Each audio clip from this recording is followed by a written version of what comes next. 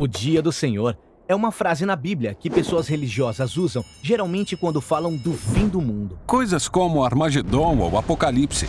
Você deve conhecer essa imagem de Jesus retornando num cavalo branco, que traz uma espada para o juízo final. E todos querem saber como isso vai acontecer. Muitas dessas imagens vêm do último livro da Bíblia, mas para entender você precisa voltar para o primeiro livro. Quando a história começa, Deus cria um mundo incrível. Ele dá poderes aos seres humanos para que governem em seu nome. Mas os seres humanos são tentados por esse misterioso personagem que não é humano. Ele oferece uma promessa. Vocês podem definir o bem e o mal como quiserem e se colocar no lugar de Deus. E eles fazem isso. As histórias seguintes são sobre relacionamentos rompidos e a violência como resultado. Sim, essa promessa gera grandes problemas. Agora todos têm que se proteger e lutar por sobrevivência e usam a morte como arma para ganhar poder. E depois vem a história sobre como construíram a cidade da Babilônia. Ou Babel em hebraico. Todos se juntam para se elevarem ao lugar de Deus. E Deus sabe como isso pode ser devastador. Uma cultura determinando o bem e o mal como se fossem Deus.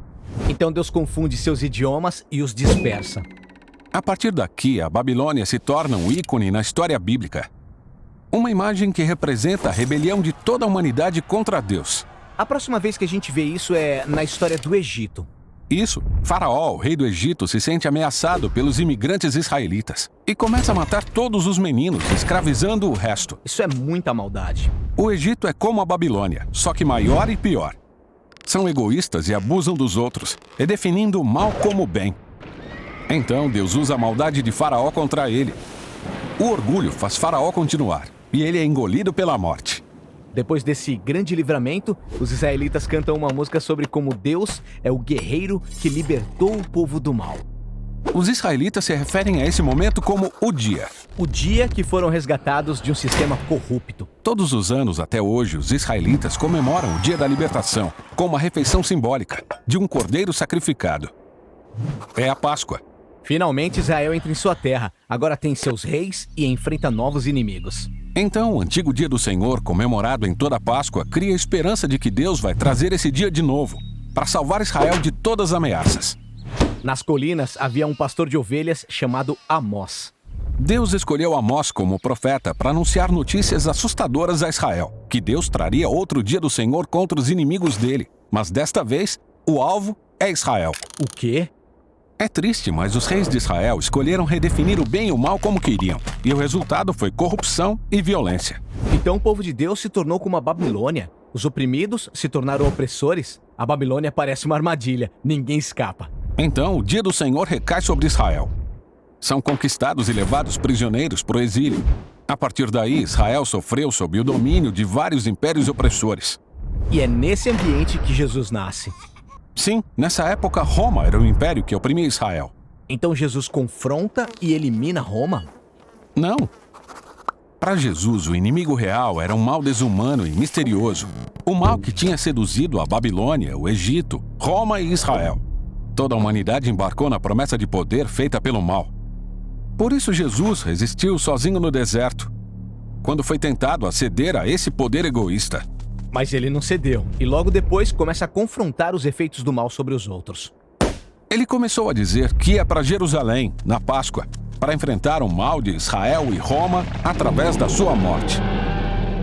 Morte? Isso parece uma derrota. Jesus deixou o mal esgotar todo o seu poder, usando a única arma que o mal tem: a morte. Jesus sabia que o amor e a vida de Deus eram muito mais poderosos, que ele poderia vencer o mal ao se tornar o Cordeiro da Páscoa, dando sua vida em um ato de amor. E tudo mudou naquele dia. Quando Jesus derrotou o mal, ele abriu um novo caminho para as pessoas escaparem da Babilônia e descobrirem esse novo poder, essa nova forma de ser humano. Tudo bem, alguma coisa mudou. Mas o poder do mal continua por aí, e a gente continua construindo novas versões da Babilônia.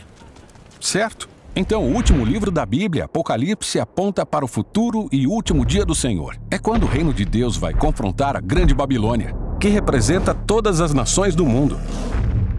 É isso. Armagedon, juízo final. Como Jesus vai acabar com o mal? Não é como você pensa.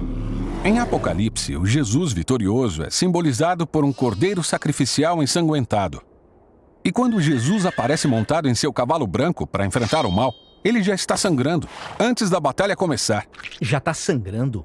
Essa é uma imagem estranha. Sim, porque Jesus não quer o nosso sangue. Pelo contrário, ele venceu com o sangue dele, morrendo pelos seus inimigos. E a espada está em sua boca.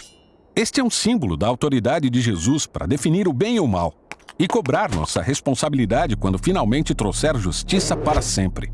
Então, enquanto isso, o dia do Senhor é um convite para resistir à cultura da Babilônia.